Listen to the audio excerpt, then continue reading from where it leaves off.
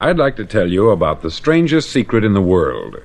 Not long ago, Albert Schweitzer, the great doctor and Nobel Prize winner, was being interviewed in London, and a reporter asked him, "Doctor, what's wrong with men today?" The great doctor was silent a moment, and then he said, "Men simply don't think." And it's about this that I want to talk with you.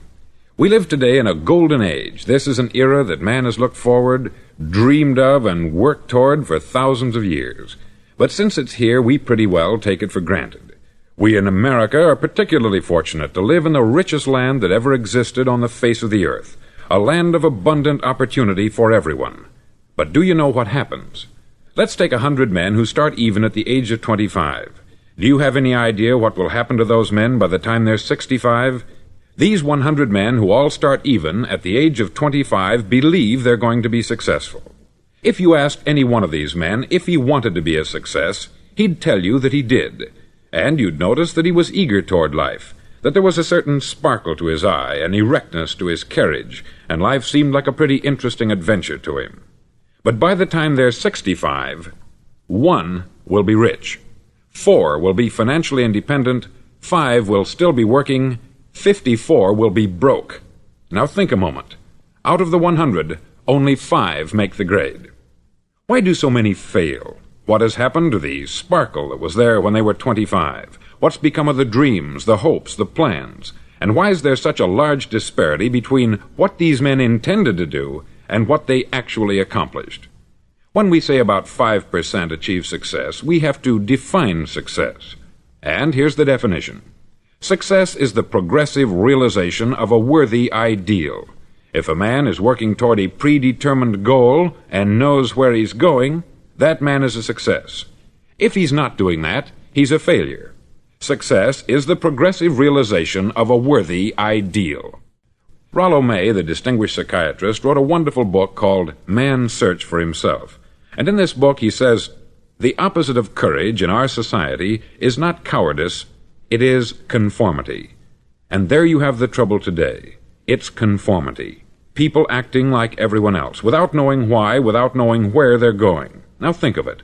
In America right now, there are over 14 million people 65 years of age and over, and about 13 million of these 14 million are broke. They're dependent on someone else for life's necessities.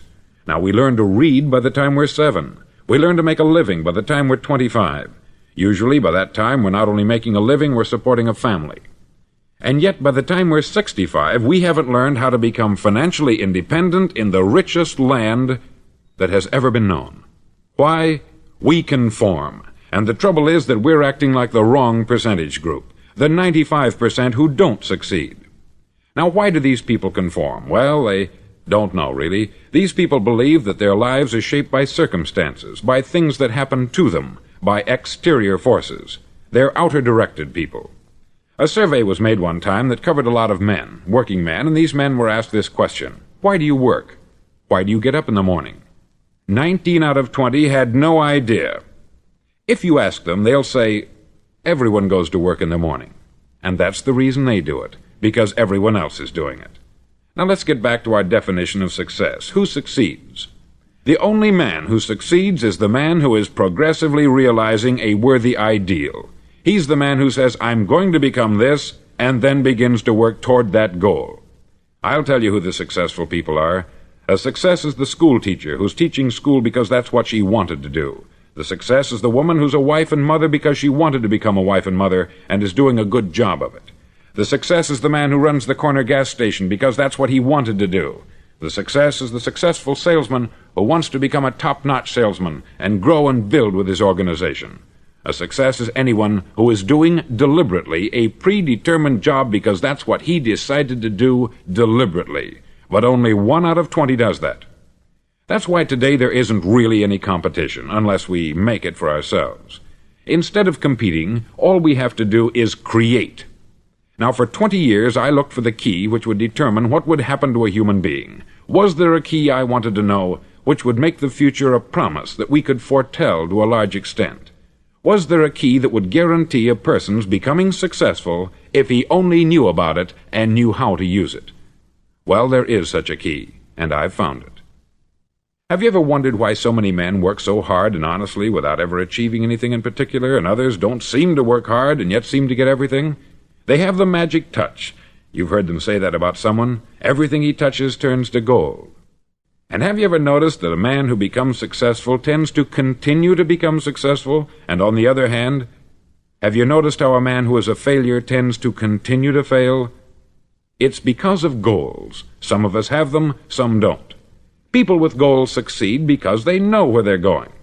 Now think of a ship leaving a harbor, and think of it with the complete voyage mapped out and planned. The captain and crew know exactly where it's going and how long it will take. It has a definite goal. 9,999 times out of 10,000 it will get to where it started out to get. Now let's take another ship, just like the first, only let's not put a crew on it, or a captain at the helm. Let's give it no aiming point, no goal, no destination. We just start the engines and let it go. I think you'll agree with me that if it gets out of the harbor at all, it will either sink or wind up on some deserted beach a derelict. It can't go any place because it has no destination and no guidance. It's the same with a human being. Take the salesman, for example. There is no other person in the world today with the future of a good salesman. Selling is the world's highest paid profession, if we're good at it and if we know where we're going. Every company needs top-notch salesmen, and they reward those men. The sky is the limit for them. But how many can you find? Someone once said, the human race is fixed, not to prevent the strong from winning, but to prevent the weak from losing. The American economy today can be likened to a convoy in time of war. The entire economy is slowed down to protect its weakest link, just as the convoy had to go at the speed that would permit its slowest vessel to remain in formation. That's why it's so easy to make a living today. It takes no particular brains or talent to make a living and support a family today. So we have a plateau of so-called security, if that's what a person's looking for. But we do have to decide how high above this plateau we want to aim for. Now let's get back to the strangest secret in the world, the story that I wanted to tell you today. Why do men with goals succeed in life, and men without them fail? Well, let me tell you something which, if you really understand it, will alter your life immediately. If you understand completely what I'm going to tell you from this moment on, your life will never be the same again. You'll suddenly find that good luck just seems to be attracted to you. The things you want just seem to fall in line. And from now on, you won't have the problems, the worries, the gnawing lump of anxiety that perhaps you've experienced before. Doubt, fear, well, they'll be things of the past. Here's the key to success, and the key to failure. We become what we think about. Now let me say that again. We become what we think about. Throughout all history, the great wise men and teachers, philosophers and prophets have disagreed with one another on many different things. It is only on this one point that they are in complete and unanimous agreement. Listen to what Marcus Aurelius, the great Roman emperor, said. He said, "A man's life is what his thoughts make of it." Disraeli said this, "Everything comes if a man will only wait. I have brought myself by long meditation to the conviction that a human being with a settled purpose must accomplish it, and that nothing can resist a will that will stake even existence for its fulfillment." Ralph Waldo Emerson said this, "A man is what he thinks about all day long." William James said, "The greatest discovery of my generation is that human beings can alter their lives by altering their attitudes of mind." And he also said, "We need only in cold blood act as if the thing in question were real, and it will become infallibly real by growing into such a connection with our life that it will become real. It will become so knit with habit and emotion that our interest in it will be those which characterize belief." He also said this, "If you only care enough for a result, you will almost certainly attain it. If you wish to be rich, you will be rich. If you wish to be learned, you will be learned. If you wish to be good, you will be good. Only you must then really wish these things, and wish them exclusively, and not wish at the same time 100 other incompatible things just as strongly." In the Bible you read, in Mark 9:23, "If thou canst believe, all things are possible to him that believeth." Dr. Norman Vincent Peale said this, "This is one of the greatest laws in the universe. Fervently do I wish I had discovered it as a very young man. It dawned upon me much later in life, and I've found it to be one of the greatest, if not my greatest discovery, outside of my relationship to God. And the great law, briefly and simply stated, is that if you think in negative terms, you'll get negative results. If you think in positive terms, you will achieve positive results. That is the simple fact which is at the basis of an astonishing law of prosperity and success. In 3 words, believe and succeed. William Shakespeare put it this way: "Our doubts are traitors, and make us lose the good we oft might win, by fearing to attempt." George Bernard Shaw said, "People are always blaming their circumstances for what they are. I don't believe in circumstances. The people who get on in this world are the people who get up and look for the circumstances they want, and if they can't find them, make them." Well, it's pretty apparent, isn't it? And every person who discovered this for a while believed that he was the first one to work it out. We become what we think about. Now, it stands to reason that a person who's thinking about a concrete and worthwhile goal is going to reach it, because that's what he's thinking about. And we become what we think about. Conversely, the man who has no goal, who doesn't know where he's going, and whose thoughts must therefore be thoughts of confusion and anxiety and fear and worry, becomes what he thinks about. His life becomes one of frustration, fear, anxiety, and worry. And if he thinks about nothing, he becomes nothing. Now, how does it work? Why do we become what we think about? Well, I'll tell you how it works as far as we know. Now, to do this, I want to tell you about a situation that parallels the human mind. Suppose a farmer has some land, and it's good, fertile land. Now, the land gives the farmer a choice. He may plant in that land whatever he chooses. The land doesn't care. It's up to the farmer to make the decision. Now, remember, we're comparing the human mind with the land, because the mind, like the land, doesn't care what you plant in it. It will return what you plant, but it doesn't care what you plant.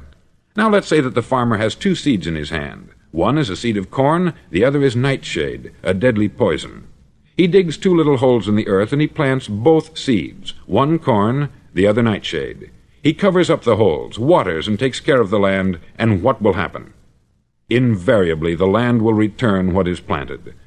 As it's written in the Bible, "As ye sow, so shall ye reap." Remember, the land doesn't care. It will return poison in just as wonderful abundance as it will corn. So up come the 2 plants, one corn, one poison. Now, the human mind is far more fertile, far more incredible and mysterious than the land, but it works the same way. It doesn't care what we plant. Success, failure. A concrete, worthwhile goal, or confusion, misunderstanding, fear, anxiety, and so on. But what we plant, it will return to us. You see, the human mind is the last great unexplored continent on the earth. It contains riches beyond our wildest dreams. It will return anything we want to plant. Now, you might say, well, if that's true, why don't people use their minds more? Well, I think they've figured out an answer to that, too. Our mind comes as standard equipment at birth. It's free, and things that are given to us for nothing we place little value on. Things that we pay money for, we value. The paradox is that exactly the reverse is true. Everything that's really worthwhile in life came to us free. Our mind, our soul, our body, our hopes, our dreams, our ambitions, our intelligence, our love of family and children and friends. All these priceless possessions are free, but the things that cost us money are actually very cheap and can be replaced at any time. A good man can be completely wiped out and make another fortune. He can do that several times. Even if our home burns down, we can rebuild it, but the things we got for nothing, we can never replace. The human mind isn't used merely because we take it for granted. Familiarity breeds contempt. It can do any kind of job we assign to it, but generally speaking, we use it for little jobs instead of big, important ones. Universities have proved that most of us are operating on about 10% of our abilities. Decide now, what is it you want? Plant your goal in your mind. It's the most important decision you'll ever make in your entire life. Do you want to be an outstanding salesman, a better worker at your particular job? Do you want to go places in your company, in your community? All you've got to do is plant that seed in your mind. Care for it. Work steadily toward your goal, and it will become a reality. It not only will, there's no way that it cannot. You see, that is a law, like the laws of Sir Isaac Newton, the laws of gravity. If you get on top of a building and jump off, you'll always go down. You'll never go up. And it's the same with all the other laws of nature. They always work. They're inflexible. Think about your goal in a relaxed, positive way.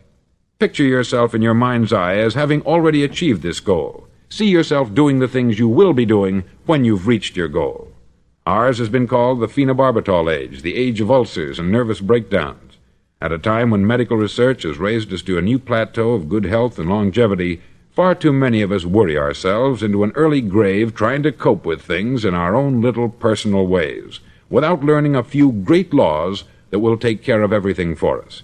These things we bring on ourselves through our habitual way of thinking. Every one of us is the sum total of his own thoughts. He is where he is because that is exactly where he really wants to be, whether he'll admit that or not. Each of us must live off the fruit of his thoughts in the future, because what you think today and tomorrow, next month and next year, will mold your life and determine your future. You're guided by your mind. I remember one time I was driving through Arizona and I saw one of those giant earth-moving machines roaring along the road at about 35 miles an hour with what looked like 20 tons of dirt in it, a tremendous, incredible machine, and there was a little man perched way up on top with the wheel in his hands guiding it. And as I drove along, I was struck by the similarity of that machine to the human mind. Just suppose you're sitting at the controls of such a vast source of energy.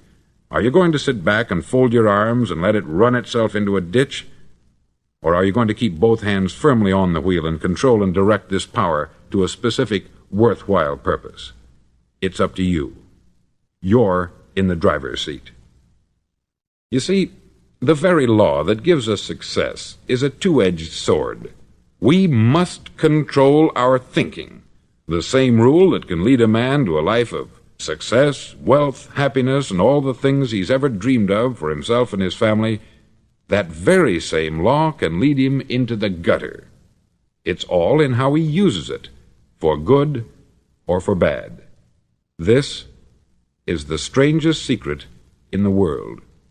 Now, why do I say it's strange, and why do I call it a secret? Actually, it isn't a secret at all. It was first promulgated by some of the earliest wise men, and it appears again and again throughout the Bible.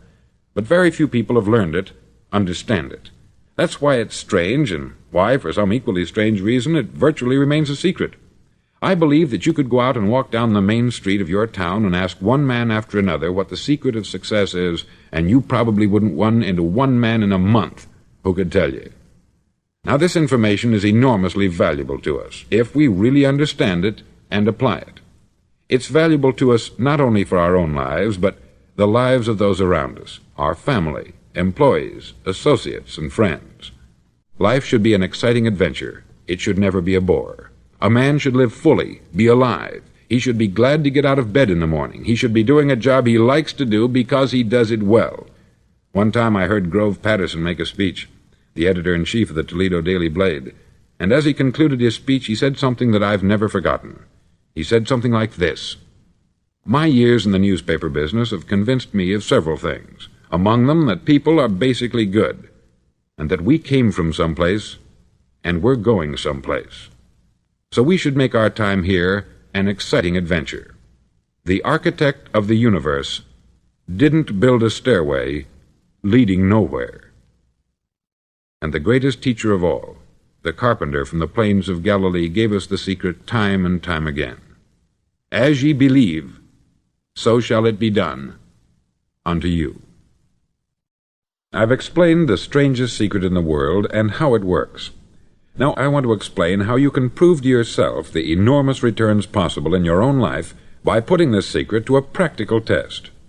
I want you to make a test that will last 30 days. Now, it isn't going to be easy.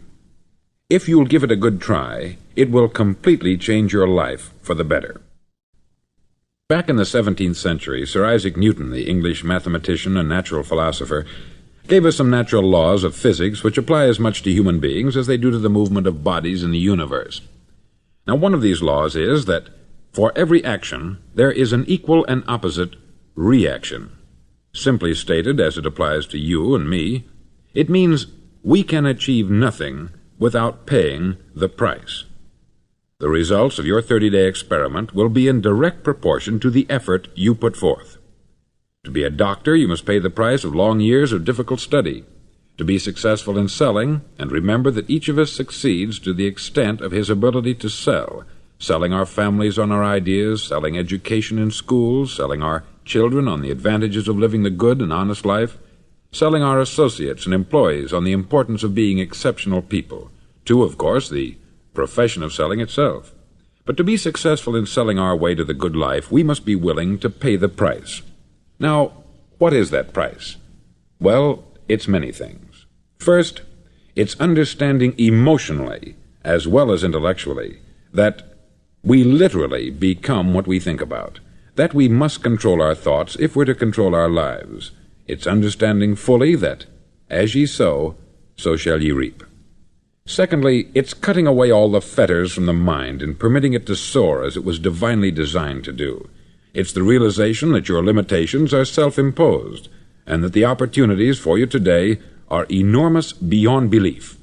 It's rising above narrow-minded pettiness and prejudice.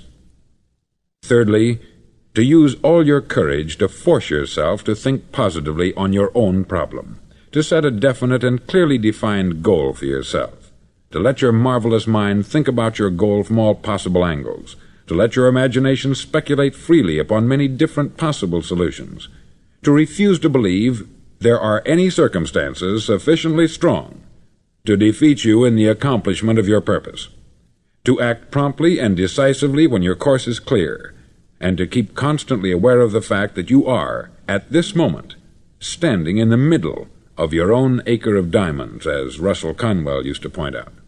Fourth, save at least 10% of what you earn. It's also remembering that no matter what your present job, it has enormous possibilities if you're willing to pay the price. Now let's just go over the important points in the price each of us must pay to achieve the wonderful life that can be ours. It is, of course, worth any price. 1. You will become what you think about. 2. Remember the word imagination. Let your mind soar. 3. Courage. Concentrate on your goal every day. 4. Save 10% of what you earn. And action. Ideas are worthless unless we act on them.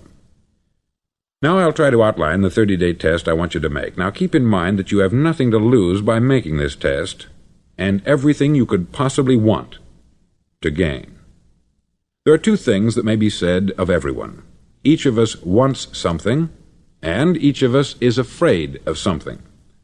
I want you to write on a card what it is you want more than anything else. It may be more money. Perhaps you'd like to double your income or make a specific amount of money.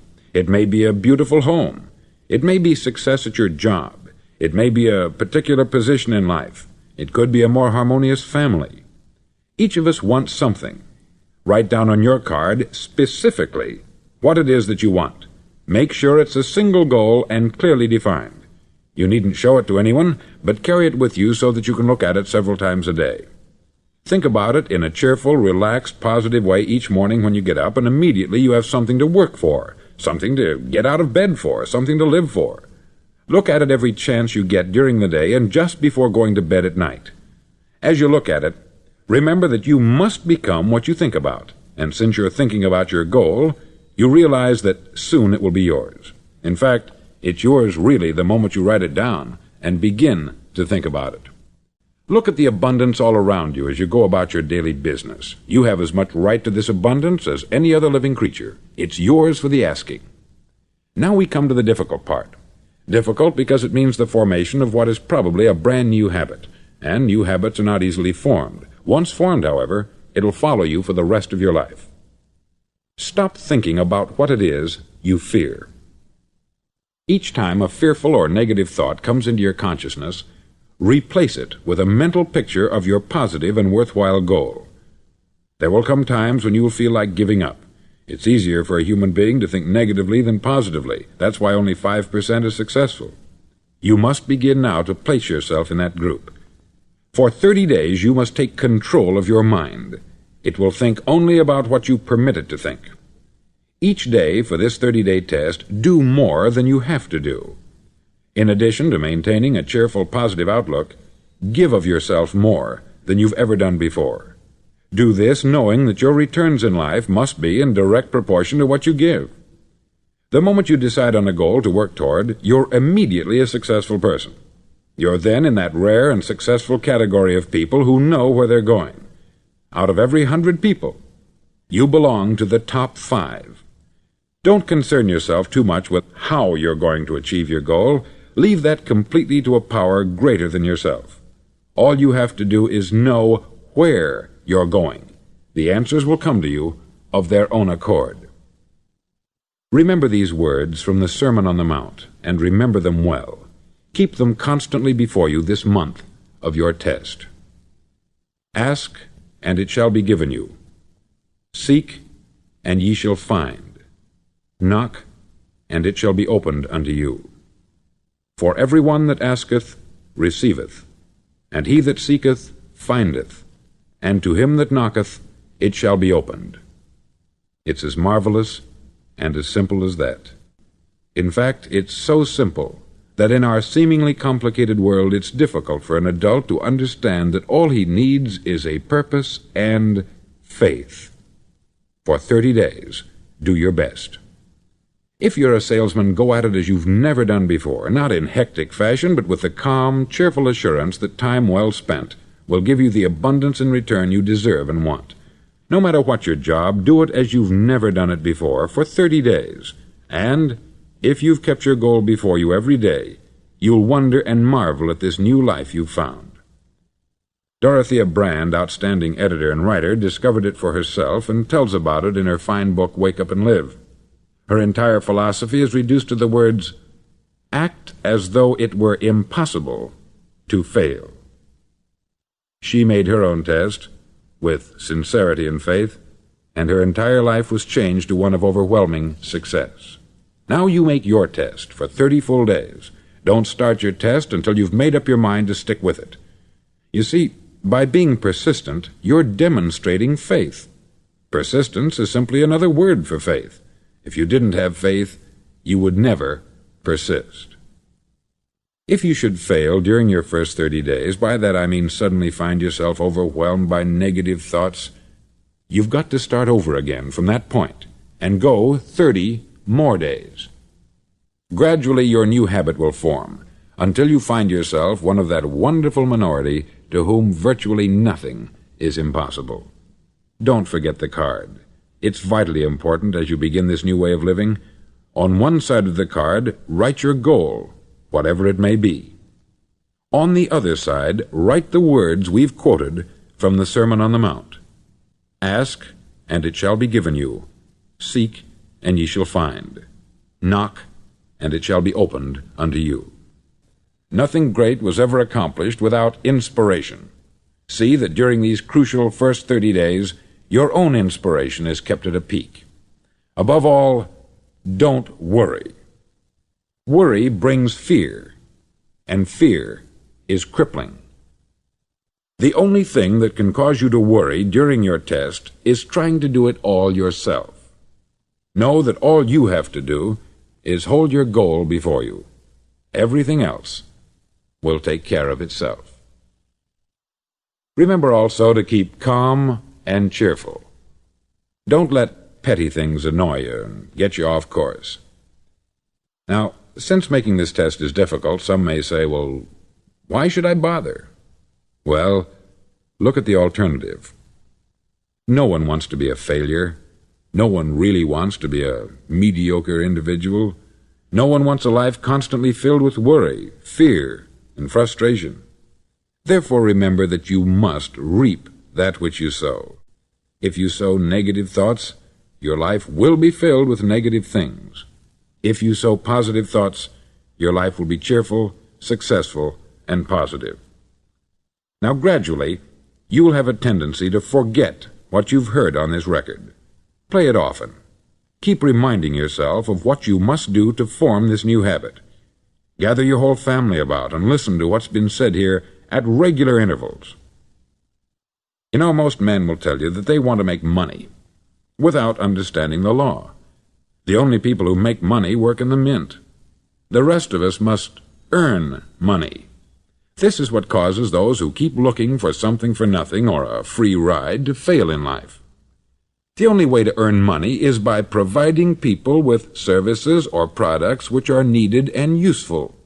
We exchange our product or service for the other man's money. Therefore, the law is that our financial return will be in direct proportion to our service. Success is not the result of making money.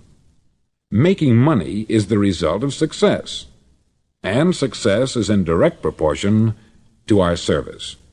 Most people have this law backwards. They believe that you're successful if you earn a lot of money. The truth is that you can only earn money after you're successful. It's like the story of the man who sat in front of the stove and said to it, "Give me heat, and then I'll add the wood." How many men and women do you know, or do you suppose there are today, who take the same attitude toward life? There are millions. We've got to put the fuel in before we can expect heat. Likewise, we've got to be of service first before we can expect money. Don't concern yourself with the money. Be of service. Build, work, dream, create.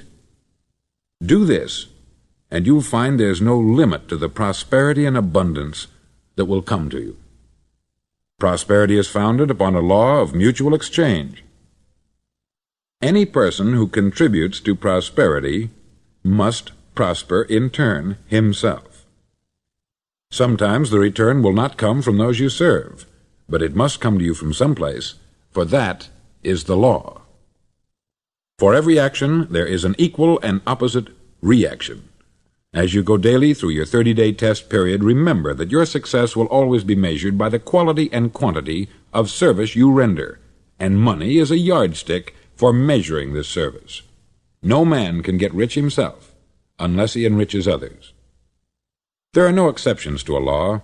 You can drive down any street in America and from your car estimate the service that's being rendered by the people living on that street. Had you ever thought of this yardstick before? It's interesting. Some, like ministers and priests and other devoted people, measure their returns in the realm of the spiritual, but again, their returns are equal to their service. Once this law is fully understood, any thinking person can tell his own fortune. If he wants more, he must be of more service to those from whom he receives his return. If he wants less, he has only to reduce this service.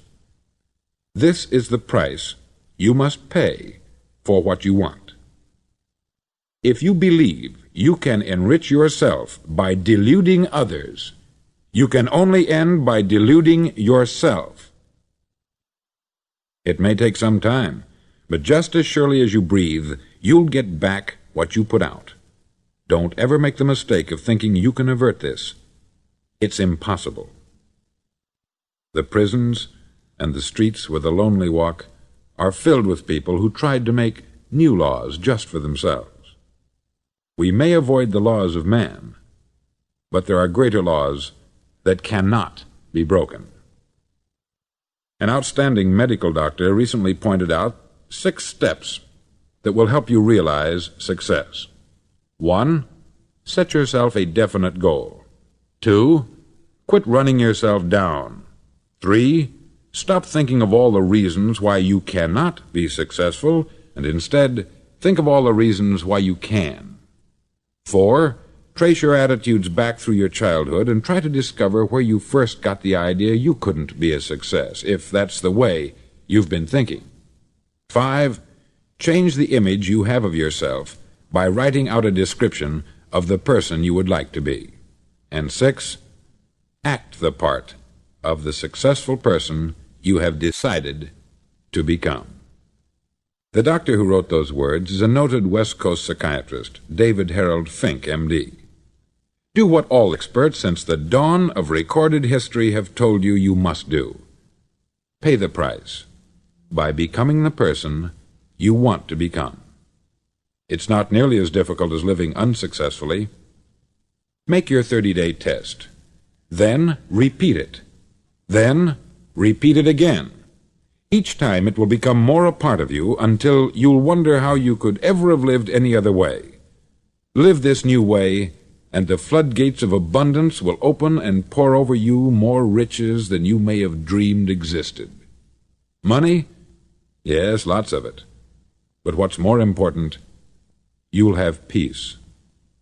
You'll be in that wonderful minority who lead calm, cheerful, successful lives. Start today. You have nothing to lose, but you have a life to win.